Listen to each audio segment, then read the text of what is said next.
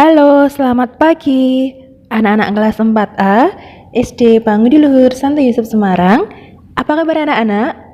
Bu Sarah harap anak-anak dalam keadaan sehat dan tetap semangat ya. Kembali lagi kita berjumpa dalam materi pembelajaran. Kita sudah memasuki tema 4 dengan tema berbagai pekerjaan, mata pelajaran ilmu pengetahuan alam. Dalam tema ini, kita akan mempelajari pentingnya keseimbangan alam dan kelestarian sumber daya alam, serta dampak pemanfaatan teknologi bagi keseimbangan alam. Juga dampak-dampak eksploitasi hutan secara berlebihan.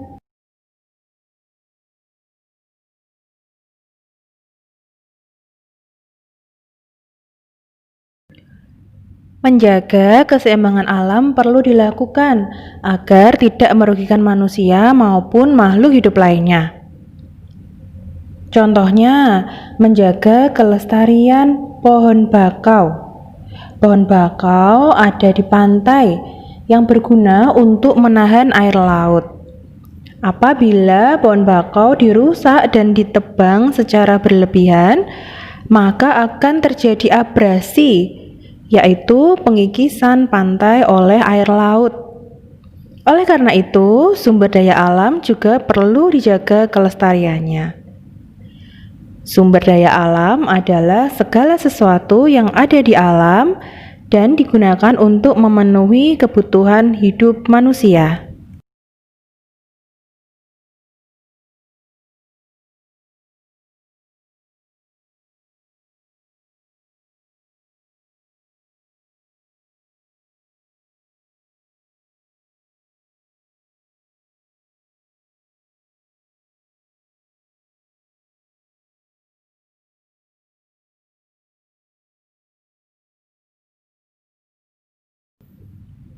Contoh usaha yang dapat dilakukan untuk melestarikan sumber daya alam adalah sebagai berikut. Yang pertama, penanaman kembali hutan-hutan yang gundul, terutama di daerah perbukitan atau pegunungan. Yang kedua, membuat tambak di aliran sungai untuk budidaya berbagai jenis hewan, seperti ikan dan udang. Dan yang ketiga, meningkatkan penggunaan sumber daya alam yang tidak terbatas, seperti matahari, angin, dan tenaga angin.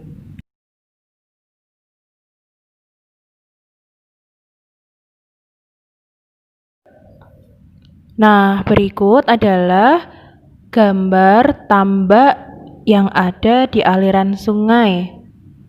Kemudian gambar yang kedua adalah kegiatan reboisasi di daerah perbukitan.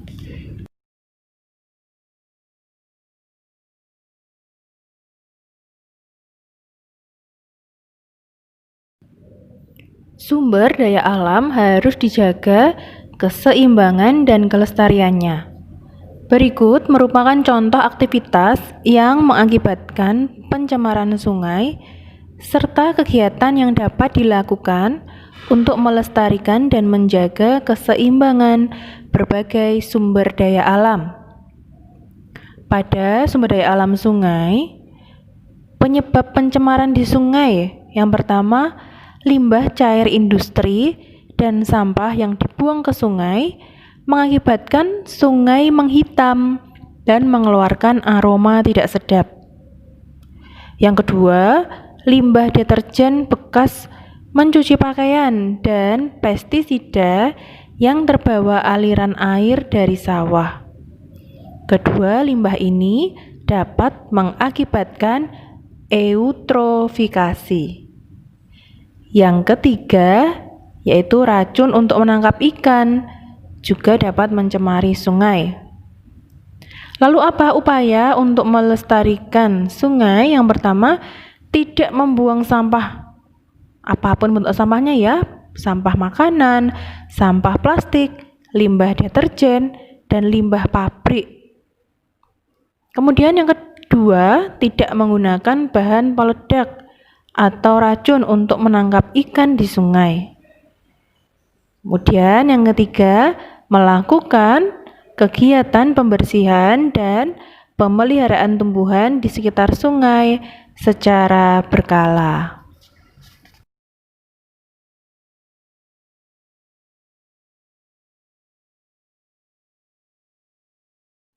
Pada sumber daya alam laut, penyebab pencemaran di laut yang pertama limbah dari muara sungai.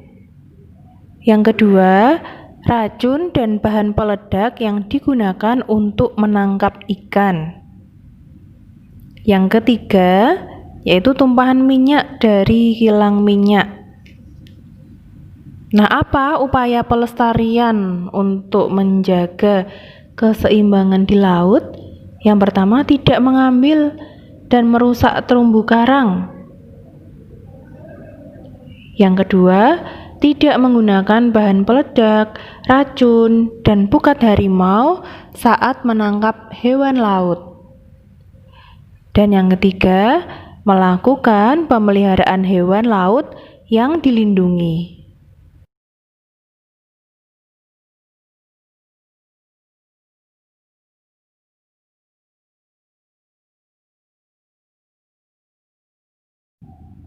Nah, berikut adalah gambar dari penangkap ikan yang menggunakan bahan peledak untuk menangkap ikan, sehingga menyebabkan keseimbangan ekosistem ikan terganggu.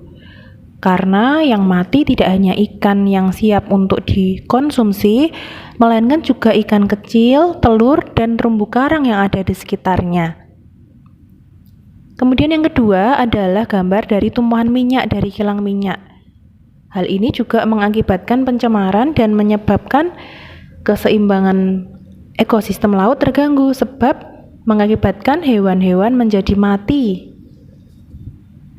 Yang ketiga adalah gambar penangkap ikan yang menggunakan pukat harimau. Pada pukat harimau, jaring yang digunakan adalah berukuran kecil sehingga ikan-ikan yang tertangkap semua berukuran dari yang kecil sampai yang besar, sehingga mengakibatkan kepunahan hewan laut.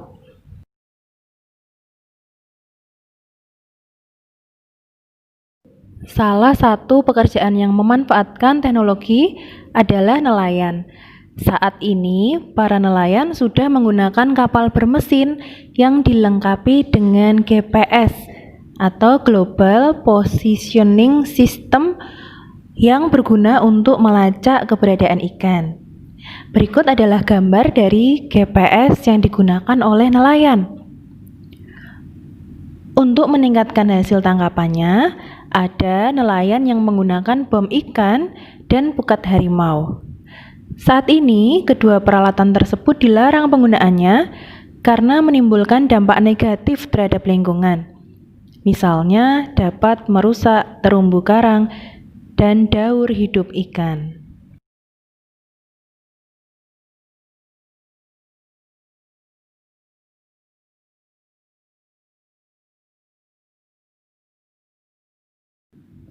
Oleh karena itu, para nelayan sebaiknya memperhatikan hal-hal berikut supaya keseimbangan alam tetap terjaga.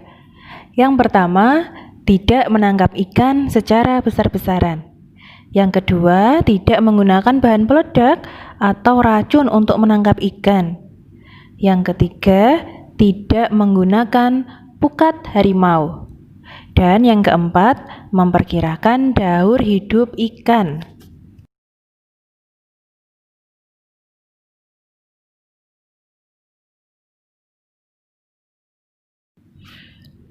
Di Indonesia, ada nelayan yang masih menggunakan peralatan tradisional untuk menangkap ikan. Ada pula yang sudah memanfaatkan teknologi modern. Perbandingan nelayan tradisional dan modern terdapat dalam diagram di bawah ini. Persamaan nelayan tradisional dan nelayan modern adalah sama-sama mencari ikan dan menjual ikan untuk kebutuhan sehari-hari. Kemudian sama-sama mengandalkan perkiraan cuaca dan gelombang laut. Perbedaannya yang pertama, pada nelayan tradisional menggunakan perahu layar. Yang kedua, menggunakan peralatan tangkap ikan yang sederhana. Nah, pada nelayan modern menggunakan perahu bermesin serta memakai peralatan tangkap ikan yang modern. Kemudian juga memanfaatkan gelombang suara atau sonar untuk mendeteksi keberadaan ikan.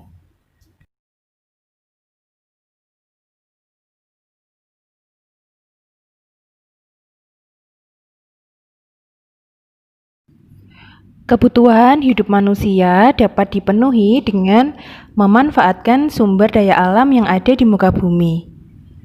Pemanfaatan sumber daya alam tersebut perlu dilakukan secara bertanggung jawab agar terjaga persediaannya.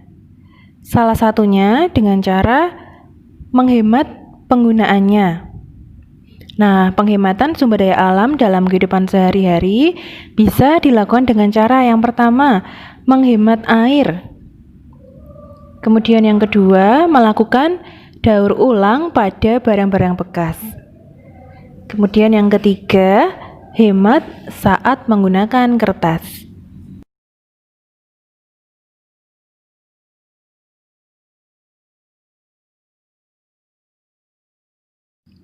Salah satu cara untuk menghemat air yaitu mandi dengan menggunakan shower seperti yang ditampilkan pada gambar. Kemudian mencuci mobil dengan menggunakan ember.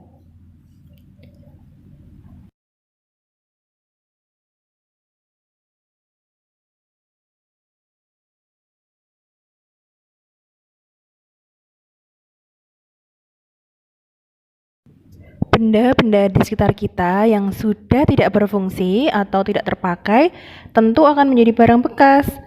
Tidak hanya itu, ada juga benda-benda di sekitar kita jika sudah tidak digunakan akan menyisakan sampah. Saat ini banyak cara untuk memanfaatkan barang-barang bekas atau sampah menjadi barang-barang yang berguna. Misalnya sampah botol plastik untuk pot tanaman. Nah, barang-barang bekas dan sampah tersebut dapat diolah dengan cara 4R, yaitu reuse, reduce, recycle, dan replace. Peran 4R bertujuan untuk mengurangi barang-barang bekas dan sampah dari aktivitas manusia. Reuse artinya menggunakan kembali sampah yang masih dapat digunakan untuk fungsi yang sama atau fungsi yang berbeda. Misalkan menggunakan kaleng bekas cat untuk dijadikan pot tanaman. Bisa juga menggunakan koran bekas untuk dijadikan sampul buku. Yang kedua, reduce artinya mengurangi potensi benda yang telah digunakan menjadi sampah.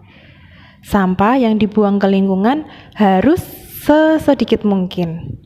Contohnya, membawa air minum dalam botol minum sendiri daripada membeli air minum dalam kemasan.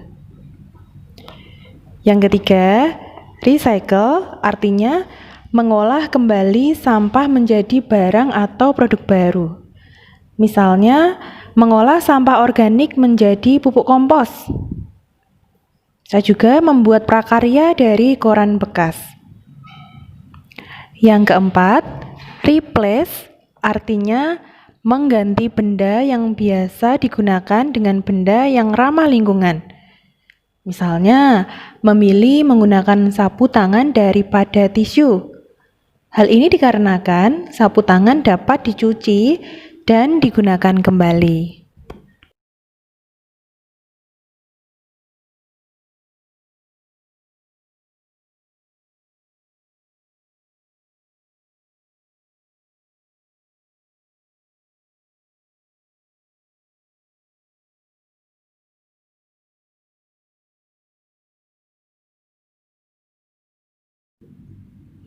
Eksploitasi adalah pemanfaatan sumber daya alam untuk memenuhi kebutuhan manusia.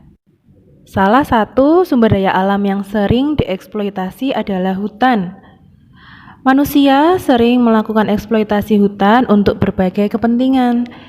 Misalnya untuk membuka lahan untuk dimanfaatkan sebagai lahan pertanian atau lahan pertambangan. Namun, eksploitasi hutan yang berlebihan dapat merugikan manusia dan lingkungan sekitar. Beberapa akibat dari aktivitas eksploitasi hutan yang berlebihan, yang pertama, berkurangnya ketersediaan oksigen di muka bumi. Sebab hutan adalah penghasil oksigen yang utama. Yang kedua, meningkatnya suhu di permukaan bumi menjadi lebih panas atau global warming. Yang ketiga, rawan terjadi bencana alam. Sebab hutan yang gundul dapat menyebabkan bencana seperti banjir dan tanah longsor. Yang keempat, berkurangnya sumber makanan dan hilangnya habitat hewan.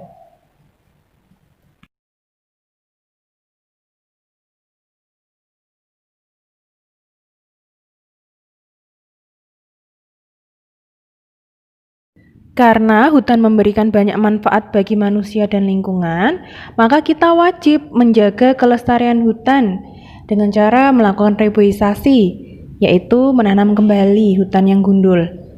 Yang kedua, menerapkan sistem tebang pilih tanaman. Yang ketiga, menerapkan sistem tebang tanam.